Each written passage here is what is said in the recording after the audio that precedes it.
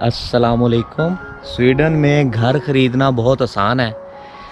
Rent पे लेना ज़्यादा मुश्किल है और ख़रीदना ज़्यादा आसान है। ख़रीद आप तब सकते हैं जब आपके पास परमानेंट जॉब हो, तो बाकी जो काम है ना वो आपका बैंक कर देता है। बैंक आपको लोन दे देता है। अगर आपके पास परमानेंट जॉब होगी तो बैंक आपकी इनकम देख के आपको लोन दे देगा। एक लोन का प्रॉमिस लेटर दे देगा। वो प्रॉमिस लेटर ऐसा होगा कि इसका मतलब होगा कि आपको लोन मिल जाएगा। जब आपको प्रॉमिस लेटर मिल जाए तो फिर आपने ऐसे करना है कि आप जाके जो घर बिक रहे होते हैं उस पर बिड कर सकते हैं। अभी ये मैं पीछे घर देखने आया हूँ, ये बिक रहा है। अभी इसकी विजनिंग होगी। विजनिंग मतलब कि लोग इसको आज देखने के लिए आ रहे हैं और उसके बाद इस पे बिड होगी और बिड जो विन करेगा उसको घर मिल जाएगा।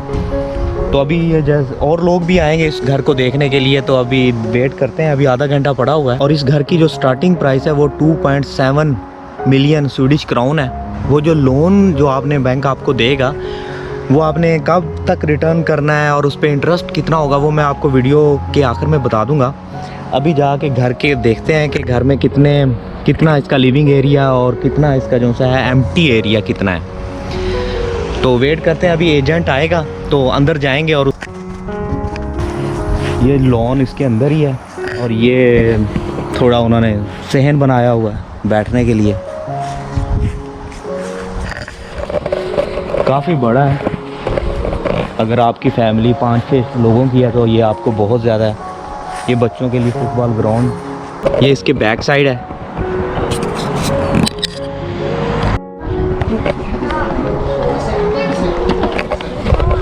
ये कुछ और लोग भी देखने के लिए आए हैं, ये मेरे बाद आए हैं। Hallå, Hallå, välkommen. tack så mycket. Jag tänkte att jag är lite tidig. Ja, hade du bokat eller? Ja, Och namnet var? Soheb Atif. Just det. Det är du som är bokad idag. Det är bara jag. Så att, och sen jag har en spekulant som är intresserad sen senaste Okej. visningen. Så att, men kika runt du.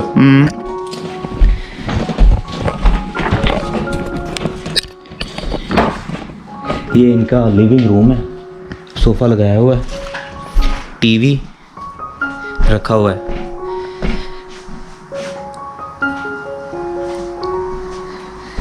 और ये lamp काफ़ी decorate रखा हुआ है। ये एक bedroom है।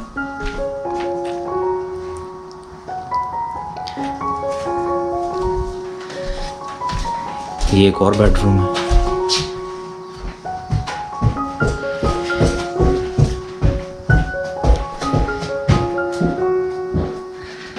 Real Madrid का फैन लगते हैं। एक तरफ बार्सिलोना और एक तरफ रियल मैड्रिड।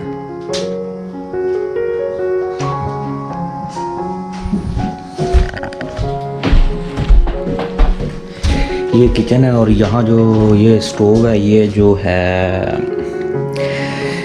इलेक्ट्रिक स्टोव है। यहाँ स्वीडन में इलेक्ट्रिक ही स्टोव यूज़ होते हैं, गैस वाले यूज़ नहीं होते। और ये उधर इन्होंने लगाई हुई है डाइनिंग टेबल और ये फ्रिज है। ये सब चीज़ें इंक्लूड रही होंगी। ये कोई भी चीज़ वो सिर्फ अपना ये सोफ़ा और ये इस तरह की जो फर्नीचर है वो लेके जाएंगे। बाकी जितनी भी मशीनरी लगी हुई है इसके अंदर वो नहीं लेके जा सकते। ये लॉन्ड्री रूम है छोटा सा, ये भी लॉन्ड्री है। और ये छोटा सा स्टोर है और ये बाथरूम, ये कमोड और ये नहाने का सेटअप है। इसके 2 लेवल हैं विला के, तो ऊपर वाले फ्लोर पे चलते हैं। ये एक बेडरूम है और इसके साथ एक छोटा बच्चों का कोई प्लेइंग एरिया है या क्या है। ये छोटा सा बेडरूम के साथ अटैच एक छोटा बेडरूम और ये एक बेडरूम।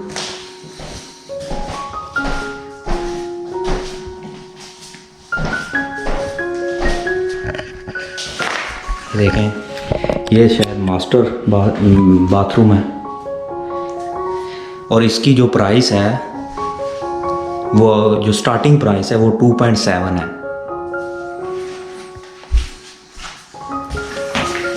बहुत अच्छा वेल मेंटेन किया हुआ है। बाहर का व्यू भी यहाँ से मैं आपको दिखाता हूँ। ये बाहर का व्यू है, एक तरह का ग्राउंड है। और जो मैंने अभी उससे पूछा है तो वो मुझे बता रहा था कि इसका जो लिविंग एरिया है वो 190 मीटर स्क्वायर है, और जो खाली एरिया ये लॉन वगैरह जो डाल के है ये तकरीबन 750 मीटर स्क्वायर है। तो बहुत बड़ा एक घर है। और ये जो सामने नज़र आ रहा है छोटा सा आपको, ये एक स्टोर है जिसमें आप अपनी एक्स्ट्रा चीज़ें ग्रिल वगैरह की या गाड़ी वगैरह की छोटी मोटी चीज़ें जो सी हैं इसमें रख सकते हैं।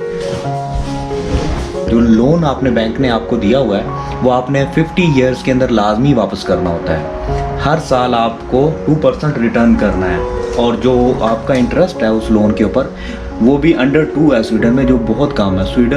स्वीडन के अंदर बहुत कम है क्योंकि ये इजी बनाते हैं घर ख़रीदने को। और जैसे पाकिस्तान वगैरह में तो लोन पे जो इंटरेस्ट है घर के लोन पे वो 17-18% है, मे भी इससे ज़्यादा हो।